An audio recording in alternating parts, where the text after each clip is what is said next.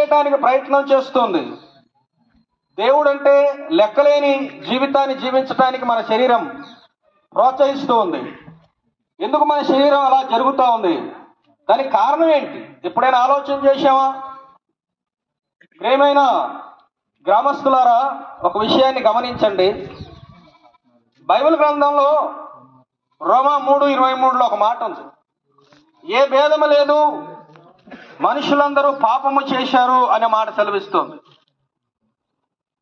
భేదాలు ఏవైనా ఉండొచ్చు, కుల భేదాలైనా, మత భేదాలైనా, వర్గ భేదాలైనా, వర్ణ భేదాలైనా, ప్రాంత భేదాలైనా, భేదాలు ఏవైనా ఉండొచ్చు, కానీ పాపమునకు భేదము లేదు.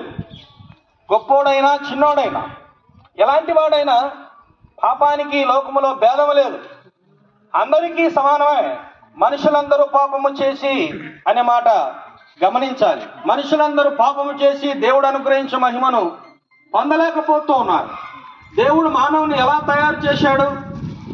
దేవుడు మానవుని తయారు చేసినప్పుడు పాపాత్మునిగా చేయలేదు, అబద్ధికునిగా చేయలేదు, మోసగాడిగా చేయలేదు. దేవుడు మానవుల్ని యథార్థవంతులుగా సృష్టించాడు.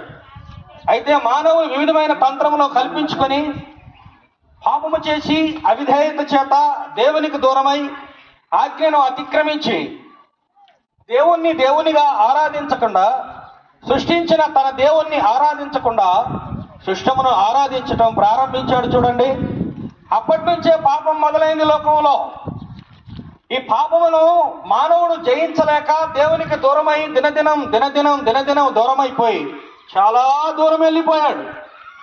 ఎంత దూరము అంటే, పరలోకాన్ని విడిచిపెట్టి, దేవుణ్ణి విడిచిపెట్టి పాతాళం, అగ్నిగుండం, అడుగులేని అగ్నిగుండానికి, అంతము లేని పాతాళానికి వెళ్ళిపోయాడు. అంత దూరం వెళ్ళిపోయాడు దేవుని నుంచి మానవుడు. అయితే మానవ జీవితంలో ఈ పాతాళము కాచుకొని ఉన్నది, ఈ శాపము కాచుకొని ఉన్నది, అగ్నిగుండం కాచుకొని ఉన్నది. ఈ భయంకరమైనటువంటి శాపాన్ని మానవుడు తప్పించుకోలేడు. పాపమును తప్పించుకోలేని స్థితిలో మానవుడు వెళ్ళిపోయాడు. అయితే